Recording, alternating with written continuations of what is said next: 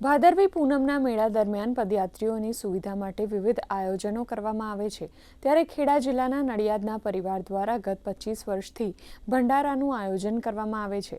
આ ભંડારામાં સેવા માટે વડોદરા, અમદાવાદ, મુંબઈ, નડિયાદ, સુરત અને રાજકોટથી વિશેષ સ્વયંસેવકો જોડાયા છે।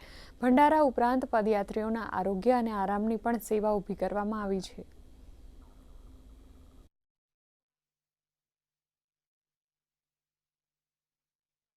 આ કેમ્પ જે આપ મોહનથાળના નામથી ઓળખાઈ રહ્યો છે ત્યાં સવારથી રાત સુધી મોહનથાળ આપવામાં આવે છે। ઉપરાંત ખીચડી અને ગરમ ગરમ બટાકાના શાકની બી વ્યવસ્થા છે।